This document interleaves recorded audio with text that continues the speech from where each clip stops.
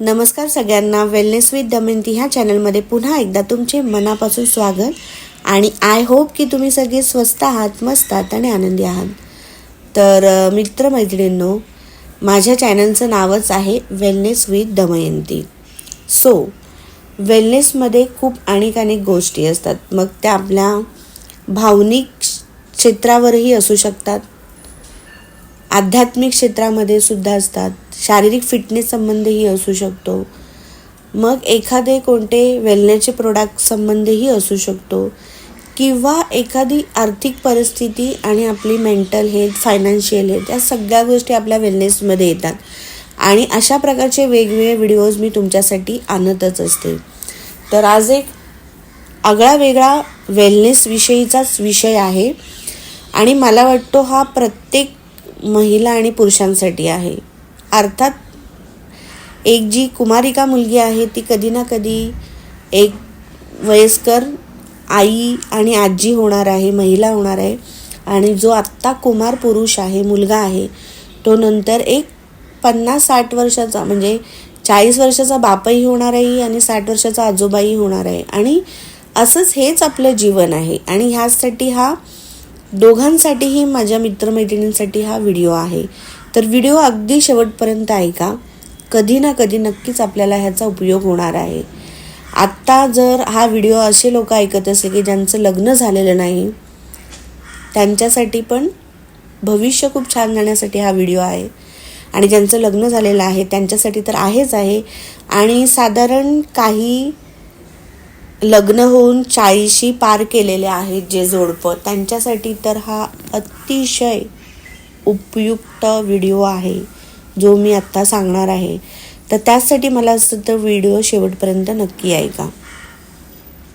थोडंसं मी फास्ट बोलते माझ्या बोलण्यामध्ये, पण माझं समजून घेण्याचा प्रयत्न करा, कारण माझी थोडी बोलण्याची पद्धत फास्ट आहे. पण कसं आहे ना मित्रमैत्रिणी, मला ज्या गोष्टी आत्मसात होतात, मला ज्या माझ्या वाचनामध्ये सापडतात, किंवा मला जे स्वतःच्या अनुभवामध्ये काही गोष्टी सापडलेल्या असतात त्या मी लिहून काढते आणि त्याच तुम्हाला मी शेअर करत असते, जेणेकरून ह्या गोष्टींचा फायदा मला झालेला आहे तर आपल्या ह्या सगळ्या यूट्यूब फॅमिलीलाही व्हावा, हीच एक म्हणजे खूप आतून माझी इच्छा आहे. तर आपल्या व्हिडिओचा सारांश नक्कीच समजून घ्या. म्हणजे त्या व्हिडिओमधून मी काहीतरी तुम्हाला देतच असते प्रत्येक व्हिडिओमधून. तर नवीन असाल तर नक्की व्हिडिओला सबस्क्राईब करा. आणि जे जे व्हिडिओज तुम्हाला काही विषय आवडत असतील तर नक्की व्हिडिओला लाईक करा, आवडेल मला. तर मित्रमैत्रिणींनो, आता कसं आहे की बहुतेक लोकांच्या मते ना, वय वाढण्यासोबत प्रेम संपलं जातं असं सगळ्यांना वाटतं.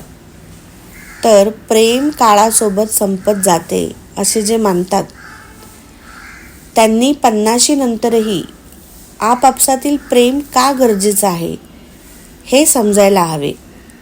ते प्रेमाने कसे जगू शकतात ते आपण ह्या व्हिडिओमधून पाहणार आहोत. तर एक 5 मिनटं ह्या व्हिडिओचा मी सारांश तुम्हाला सांगते आणि त्यानंतर आपल्याला कसं वळण घ्यायचं आहे आपल्या आयुष्याकडे ते सुद्धा मी सांगणार आहे नंतर. कारण विषयाचं आपलं नावच असं आहे की जीवनाच्या ह्या वळणावर प्रेम कमी होऊ देऊ नका. कारण की काय आहे सांगते तुम्हाला स्टार्टिंगलाच.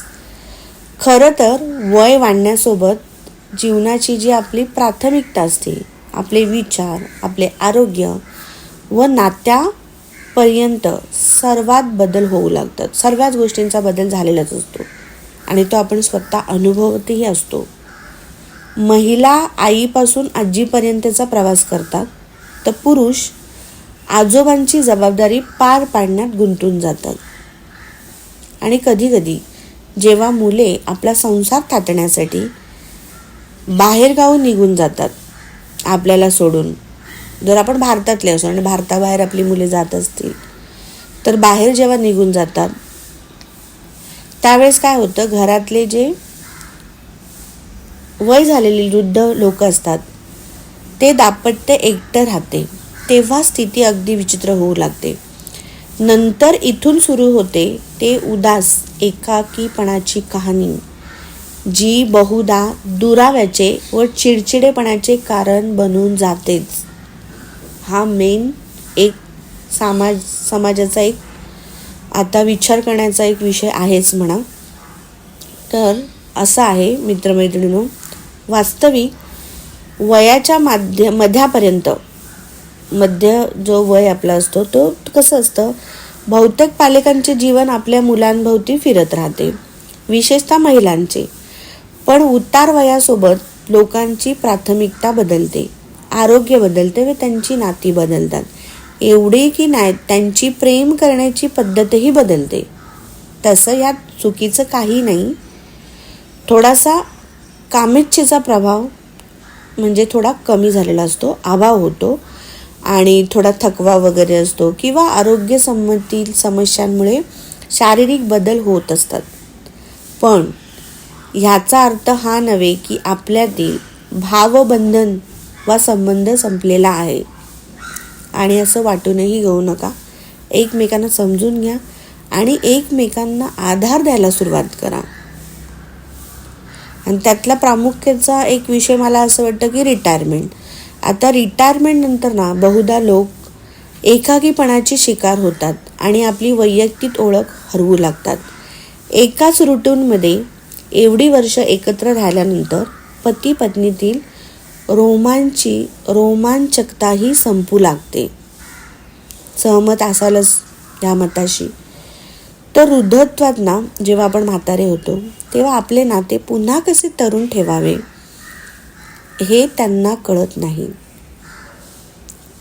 खूप जणांना, आमच्याही बाबतीत तसंच आहे. तर साठी त्यांना तारुण्यातील शारीरिक सक्रियतेची परवानगी देत नाही, पण भावनिक रूपात एकमेकांवरील प्रेम अवश्य जाणवू शकतात. त्यामुळे जीवनाच्या या टप्प्यावर लोकांना भेटण्यावर लक्ष द्यायला हवे. कारण अंतरंगत्व, विश्वास व भावनिक बंधनात जास्त असते. आपलं जे म्हणतात ना एक वेगळंच बॉन्डिंग असतं, ते विश्वास आणि भावनिक बंधनामध्ये जास्त असते.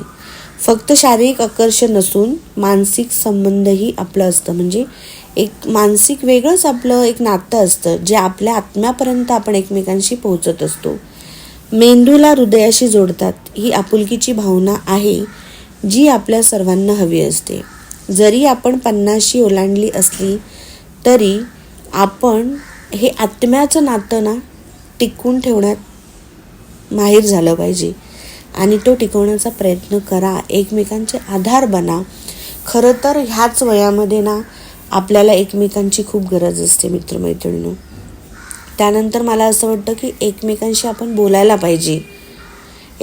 जेव्हा आपलं हे असं वय येतं, आपल्याला असं वाटतं की आता आपलं म्हणजे शारीरिक सुद्धा गरजा पुरवणं इतपत आपली शारीरिक क्षमतासुद्धा कमी झालेली आहे, भावनात्मक शरीर साथ देत नाही, मानसिकता सगळी आपली डिस्टर्ब झालेली असते. प्रत्येक स्तरावर आपण आता थोडे म्हणजे आपल्यामधल्या सगळ्या गोष्टी आपल्या हातातून निसटून जात आहेत. आणि तो जो एक काळ असतो आपल्या पती पत्नीमधले, मला असं वाटतं, तर तो आपण एकमेकांशी बोलून एन्जॉय केला पाहिजे. त्यासाठी आपण एकमेकांशी खूप अशा गोष्टी शेअर केल्या पाहिजेत. कारण की कसं असतं ना, लग्नापूर्वी खूप लोक करिअर, मुलं व आपल्या आर्थिक जबाबदाऱ्यांबद्दल बोलतात पण आपलं हे जे नातं आहे ते आपल्या म्हातार वयामध्ये वृद्धत्वात कसं असलं पाहिजे याविषयी कधीही बोलत नाहीत. आणि मला असं वाटतं की आत्ता ह्या विषयावरही बोलणं फार महत्त्वाचं आहे आणि गरज आहे ही आत्ता मला असं वाटतं समाजाची पण. तर वास्तविक ना 50शी नंतर ह्या मुद्द्यावर आपल्या जोडीदारासोबत मोकळेपणानं बोलायला हवे. त्यांना सांगावं की आपण आपल्या नात्यात कोणत्या गोष्टीची कमतरता जाणवते, आपल्याला काय करायला पाहिजे, काय नाही करायला पाहिजे, कोणकोणत्या गोष्टी आपल्याला प्रेमाची जाणीव करून देतात, कोणकोणत्या गोष्टी, म्हणजे बऱ्याच अशा गोष्टी ही वेळ आहे आपल्याला पैशाअभावी व वेळेअभावी आत्तापर्यंत करू न शिकलेल्या गोष्टी शेअर करण्याची.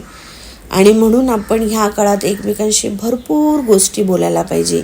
बोलत नसाल आणि तुम्ही ह्या टप्प्यावर असाल तर नक्कीच एकमेकांच्या बोलण्यातून एकमेकांचं प्रेम व्यक्त करा, एकमेकांशी भरपूर बोला. अगदी काही बोलताना आपलं भांडणही झालं तरी भांडणातूनही आपलं प्रेम वाढत असतं.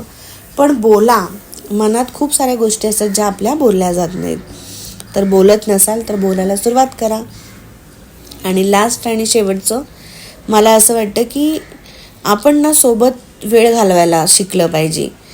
कारण आणि वेळ सोबत घालवाच. जीवनाचा एक मोठा भाग म्हणजे आपला संसार सांभाळण्यात गेला असला, आपला संसार जरी सांभाळत गेला असला तरी आपल्या जीवनसाथी सोबत वेळ घालवण्याची ही वेळ असते.